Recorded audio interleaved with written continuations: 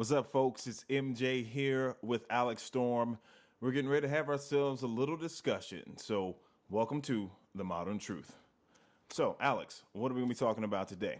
Today we have three topics for you. One is another unarmed man who was killed by police. The second is about these idiotic frat boys in Oklahoma. And the last one is about a man who is facing life in prison for his Facebook photos. Okay, that sounds pretty rough across the board there. So, let's get started with the first story. You say there's a guy who was shot? Yes. So in Madison, Wisconsin on Friday evening, there was a 19-year-old boy who was shot. His name is Tony Tyrell Robinson. There's a lot of protests going on up there around all of Madison where people are coming out saying that the police shooting might have been racially motivated because the victim is black and the police officer is white. A couple of more details about the story are that supposedly the police received a call saying that there was someone jumping in front of traffic, and then the police officer who responded pursued the victim into an apartment where he heard commotion, so he entered and then shot the boy. The news reported that the officer received undisclosed injuries. Undisclosed injuries, as always. So, basically, if I understand this correctly, the officer followed the kid to a place that he thought that he was at, right? Based on some anonymous phone call or something along those lines, and then he shot him. Do we know where he was shot? Like, how many times he was shot? Any information I like that? didn't see any details like that. The family of the victim came out and said that he wasn't violent, that he was an upstanding member of the community, and that it's unlikely that he would have assaulted the police officer as the police officer claimed. Yeah, I mean, that seems to be an ongoing thing with a lot of these incidents. The thing is that they reported that he had been arrested or pled down for like a home invasion or something like that last year. Yeah, there was reports that he had been charged with robbery from the year before. Okay. But again, just because he was charged for a crime in the past does not mean he was guilty of any crime now. And even if he was guilty of a crime now, he still deserved a fair trial rather than to be killed by the police. Exactly. And that is going to be an ongoing theme that any of our viewers or listeners will experience here with The Modern Truth. This is the point that we're trying to push across all the time. It doesn't matter if the guy actually was in the act of committing a crime. That's not how the legal system works in this country. Everyone is entitled to a fair trial. And the only way to have a fair trial is to make it to your trial alive. So that's a crucial missing element in what's currently going on with our country right now. Exactly. This will be part of a weekly segment where we discuss, hopefully it won't be weekly, hopefully this is the last one, where we discuss unarmed people who were killed by police.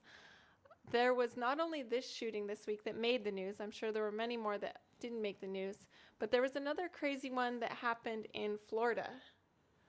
It was Okay. it was an unarmed man, and the police invaded his home in the morning. I believe it was March 6th. The police invaded his home looking for marijuana, and he came out shirtless and was shot almost immediately. Oh, yeah. I remember hearing about this. So this guy, same deal. The reports say that he was a suspected drug dealer or something along those lines. He was in the house with like one other guy and like two or three other girls. And they were like, we were just hanging out. He was just wearing shorts. The other guy was like, that's what he was wearing. And the cops came in and shot him in the face. He was rushed to the hospital afterwards, and he didn't make it. Now, the interesting thing about this one is that this guy was not black. And see, I think really that's the issue. I think a lot of times people get hung up on the whole racial thing. And the race thing is important, and it's very real. But the reality is that the cops are crossing boundaries that they shouldn't be crossing, and it is happening to everyone, and it can happen to anyone. And that's really the issue that I'm trying to get at, which is it's not about black or white. It's not about social economic status. It's about the cops taking the violence to an extreme. It's about the cops going too far when they should be simply arresting people. And for all the people that continue to justify this behavior by saying this person was a criminal, this person had a criminal record, this person was in the act of committing a crime, I say to you, That's what police officers come into contact with, criminals typically. If they are arresting someone, they're probably arresting someone because they were committing some sort of crime. So if your logic is that, okay, they were in the middle of committing a crime, so that's why they got shot, then that means every criminal should be shot, right? And that's not exactly a sound way of handling, a society. And what point does this stop? You're going to get shot for getting pulled over for a speeding ticket? Because that's a crime too. It's just so simple. I don't understand how we've gotten to a point as a culture where there are so many people who can defend these type of actions. Well, that's just it. It doesn't matter whether someone is guilty of the crime or not guilty of the crime. If they're not physically hurting someone or attacking, I can't say attacking the police. If they're not threatening doesn't work either. If they're not trying to kill a police officer, if they don't have a weapon, if they aren't firing on police, these men who are being shot when they're unarmed, it's just insane. The police are acting as judge and jury, and they're killing them. Most importantly, they're acting as executioner. Exactly. But they're killing them before there's ever a chance for these people to defend themselves. And I shouldn't say men, because this happens to women as well. It's beyond race and gender both, and socioeconomic status. And the most extreme example, I think of one that people will defend, people will say the police officers were in the right, was one that happened today. An unarmed man was shot in Aurora, Colorado, and the police were looking for him because he was a suspect in a kidnapping case. And when they found him, he was unarmed, and they killed him. Again, the circumstances surrounding his death are shady, but the fact is he was unarmed. A car full of police officers should have been able to arrest him. Yeah, and this is the simple rule that I've come up with. It's a rule that everyone can live their life by, especially the police officers. It's pretty simple for everyone listening. Spread the word, share with your friends. If you don't have a weapon in your hand and a cop kills you, the cop fucked up. Let me say it one more time. If you don't have a weapon in your hand and a cop kills you, the cop fucked up. There is no scenario in which this is not the case, because the cops have the training, supposedly. The cops have gone through the process. The cops know how to take you down. They know the, Krav Maga, whatever it is they got going on there, all these different techniques they got.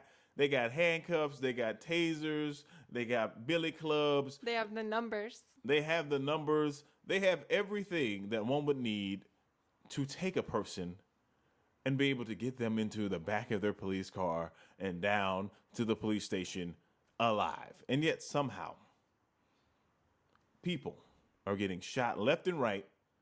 It is literally shoot first, ask questions later. This is a problem. Create the narrative to support the reasons that you shot this person. Yeah. In all of these cases, the police officers were automatically put on leave. The one in Aurora, he immediately hired a lawyer. This happened today, and it's already in the press that he hired a lawyer to defend himself because the coroners ruled this man's death a homicide.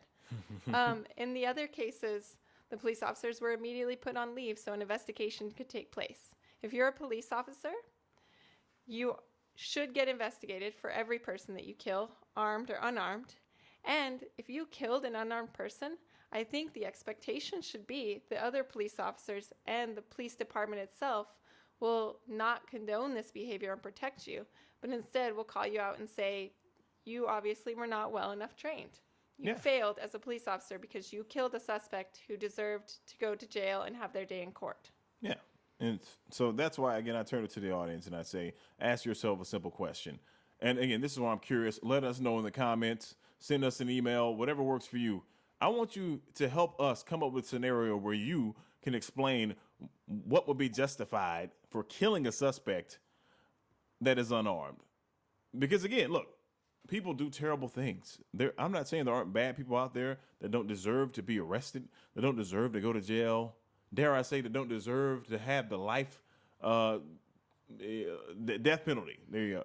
But ultimately, see, the thing is, that's not your decision, and that's not my decision. And guess what? As it turns out, it's not the police decision either. Mm-hmm. That's what judges are for. That's what this whole legal system thing we have is for. So again, I want you to search deep down on the inside and just realize that, your gut reaction may be, oh, this person was doing something bad. Oh, they might have done something bad to someone else had the cops not been there. But we need to get over this hero worship that we have going on with the police here when logic and common sense is showing us otherwise. Exactly. Well said, MJ. So hopefully this is the last time we do this segment on unarmed men being killed by police. But if it happens again, we'll be reporting on it. And let's move forward. Okay, go ahead. So I guess we're going to move on to the frat boys, huh? Let's talk about the frat boys. The frat boys. So tell me more. So 2 videos are out on the internet of some frat boys on a bus chanting racial slurs and slurs that reference lynching.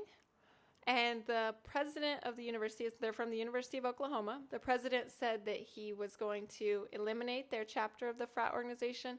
And the frat organization itself said they were going to eliminate their chapter of it in Oklahoma. Okay. So this is a curious story because it was leaked by an on-campus site called Unheard or something. Mm-hmm.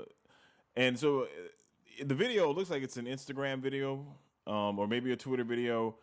And so someone that was on the bus with these people was recording it. Mm-hmm. 2 people. There's 2 videos now. Which leads me to believe that the people who were recording this were friendly. They knew these people.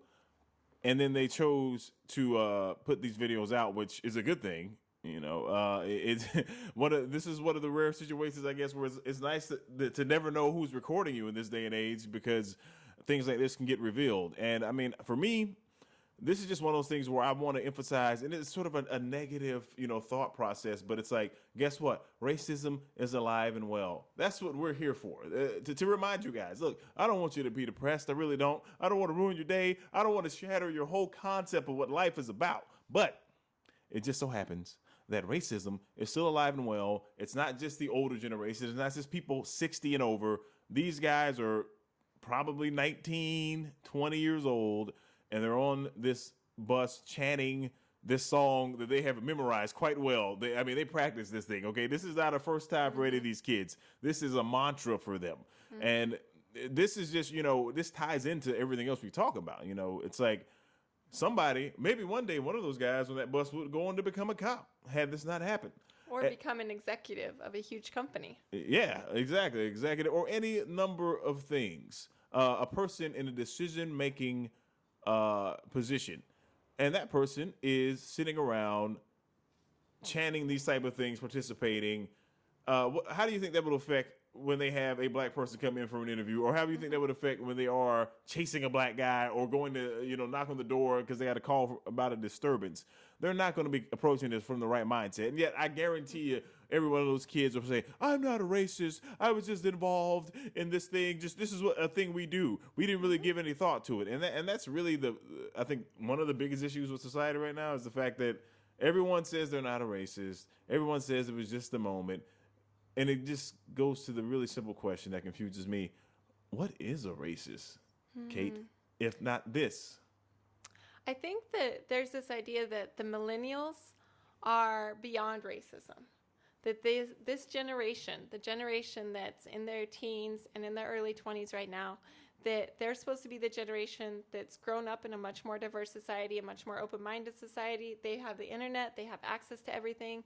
They have a much broader world scope than even we grew up in, and certainly much more so than our parents and grandparents. And I think that this video just proved that technology and the availability of information and the diversity of a society you live in doesn't eliminate bigotry, and it doesn't eliminate ignorance. You can still hold yourself above other people for any number of reasons and justify it or deny it by saying, oh, I was just joking, or oh, I wasn't serious, without even realizing the true implications of what you're doing and how those mindsets repeated over and over again become deeply ingrained in you and will affect your life and the lives of people around you as you get older. Yeah, and the thing is, they probably don't take it that seriously. And to me, this just highlights how much people don't really think about other people as people. Like these kids have this chant, and I also am going to go off on a limb and assume that if they were, were given a rope and a, I don't know, burning cross, they wouldn't go and lynch any of their fellow black classmates. But the thing is, you don't do this if you think that the people that you're talking about are the same as you. And this is really what is the problem, across the board with the society now. It's that, and this applies to all races, it's that people don't look at members of other races and see them as the same as them. And guess what? Here's the really twisted part. They shouldn't, because they're not the same. Everyone has different experiences, but it's different than see someone as not the same versus seeing them as unequal to you. And I believe these kids see black people as unequal to them because, yeah, it just, I mean, it's obvious that they did, because the chant that they were saying was marginalizing towards black people. It was saying, you can't be a part of our small chapter of our fraternity. It's saying, you're not welcome here. And it reminded me of something that would have been chanted in the 1960s or 1950s in America. It's something that I was completely surprised and appalled by. And I know that these kids are probably being scolded, and they're probably really embarrassed for their actions. But I think what's more concerning is how much this might have been happening before someone decided to share this video. Like, how ingrained is this psychology in this fraternity, even though, the national organization of the fraternity says, oh, we don't condone this behavior. We accept all races in our fraternity. But for this fraternity to be chanting this just tells me that these ties, these I don't even know, silver spoon, old white man ties that fraternities date back to, they still exist. Exactly. I mean, like I was saying earlier, this chant doesn't sound like something they just made up last week or even 2 years ago. Like, this sounds like something that could very well be have originated within this fraternity. Like, it's not just necessarily that chapter. And that's also another issue. It's okay, we're going to shut this chapter down. It's this chapter's problem. And it's like, it's not. I think, these micro approaches, this micro perspective to these things is the problem too, because it's a macro issue. It's a big issue. And so, I think that people have to be a little more proactive. The administration at universities all around the country needs to be more proactive, because you do have racially segregated fraternities, and that's still, I think, widely accepted. But the thing is, it's a tough thing, because this particular fraternity is saying no black people allowed, but then you have like the Kappas, which are a traditionally black fraternity, and you don't really see non-black members. Is it because they're not allowed in it, or they're not welcome in it? Well, that's what I'm saying. I think that's or is it just tradition? I think that's the point. If it's tradition for this over these white guys and not have any black people in theirs, what does that mean? That's what I'm saying. I think it's an unhealthy tradition to exclude. Well, yeah, minorities. I think that's. I mean, I think that obviously, the other point is that, like, any black fraternities that were created, they were created for that very reason, because they weren't allowed to be in their other fraternities, so they had to make their own things, and so that is their thing. And this is a great example of what some people call reverse racism. Well, why do the black people get to have their own fraternity and the white people don't? It's because the black people had to create their own fraternity in the first place, so they can still keep it that way, okay? But your fraternity should be inclusive, because your fraternity is excluding people because it's racist. That's the difference. It is inherently racist.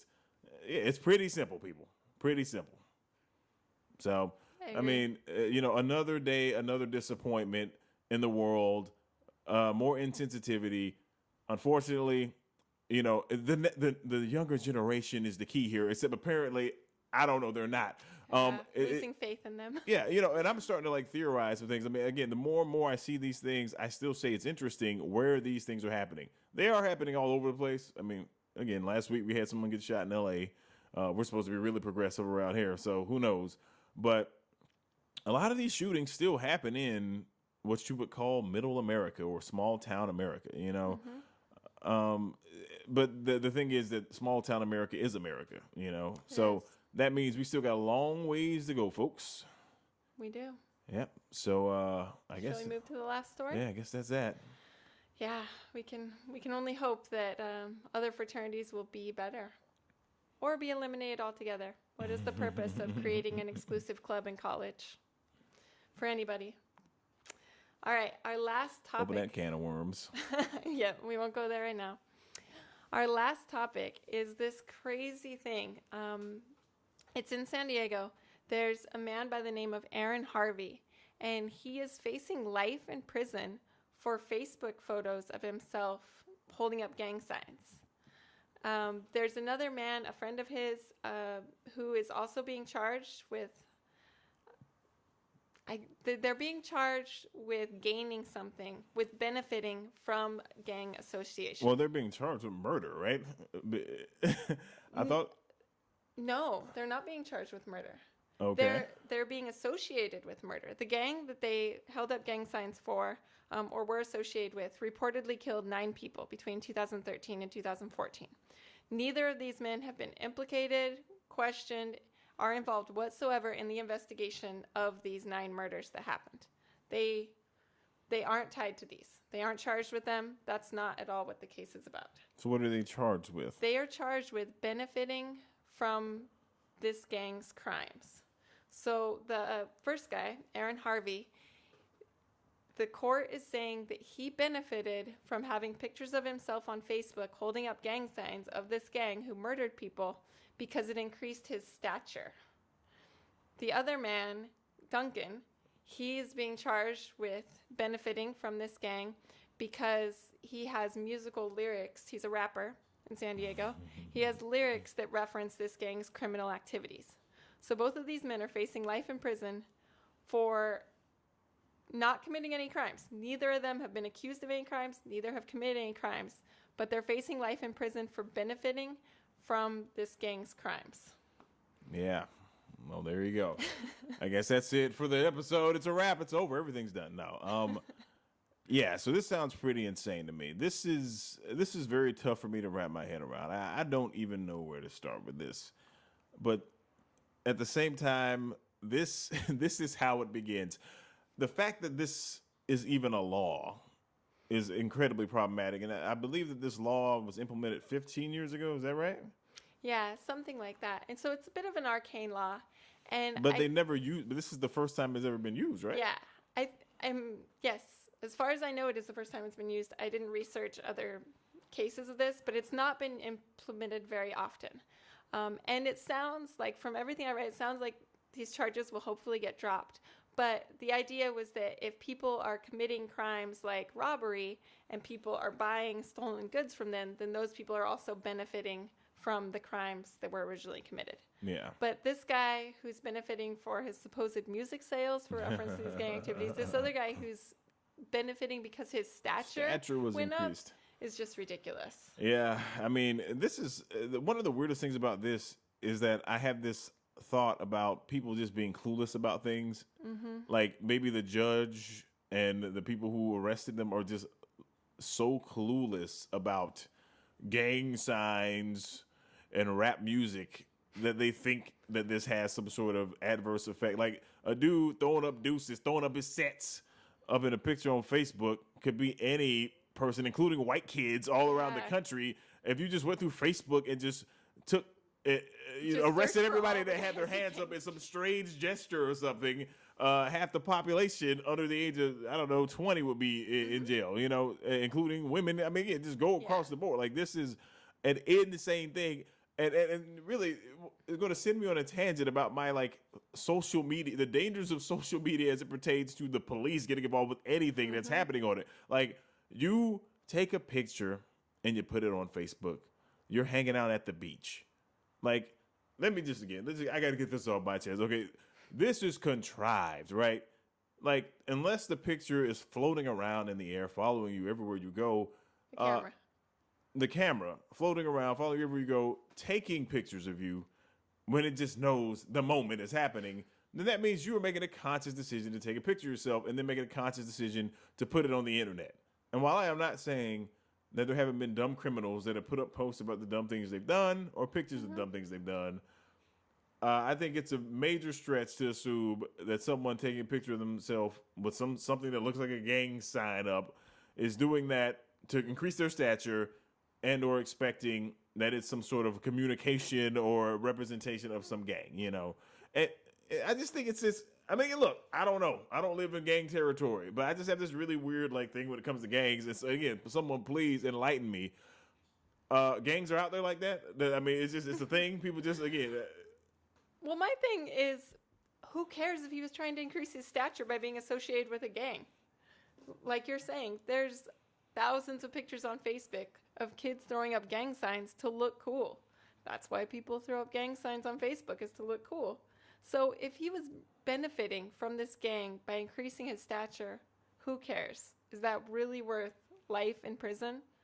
Well, see, the thing is, it seems like they are implying that the guy knows the gang in some way. Yeah, so definitely. I mean, I think that's well, I mean, again, clearly the whole thing makes absolutely no sense, but that's their twisted point, is that he's benefiting because he, if nothing else, he's actually advertising for them on his Facebook page. But I'm just saying, I just think Facebook should be inadmissible across the board for just literally anything you can think of. I mean, because it's like, and this always bothers me. Anytime you see reports, some crazy guy shot up something, and they go back and they pick and choose.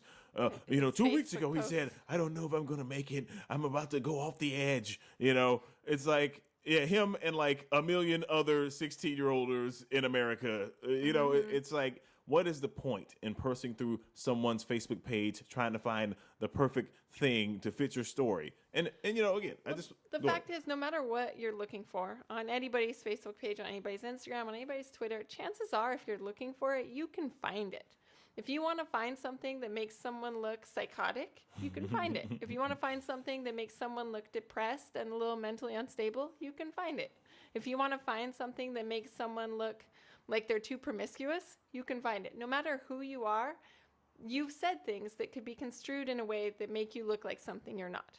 That's the nature of social media, the nature of computers and technology, is like, we don't have control of how our messages are read and interpreted. Yeah, but what we do have control over is how we interpret the messages that we get from the media that reinterprets them.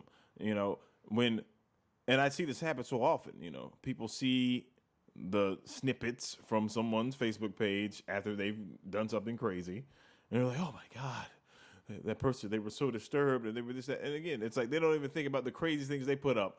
Please, guys, don't look at my Facebook page. I'm gonna get in a lot of trouble if something bad ever happens.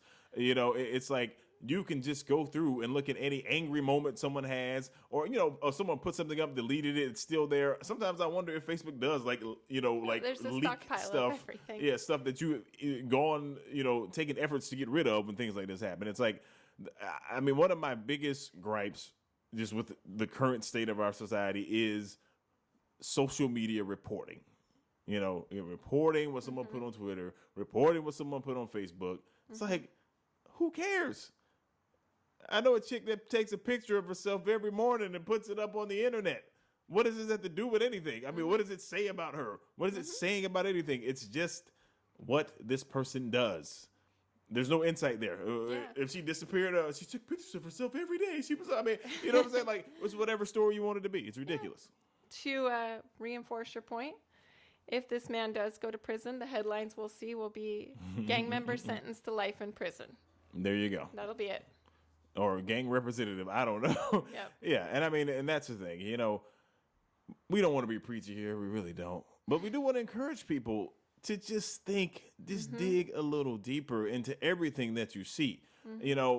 I say, this is the rule. This is the exercise. If you see something, anything, any article, any bit of news or information throughout the course of your week, and it creates an emotional reaction in you, be it positive or negative, learn more about it. Ask why you're having an emotional reaction to it. And I'll go a step further. Before you decide to share whatever headline gave you that emotional reaction, or whatever picture, whatever quote, stop and think about if you actually know what you're talking about.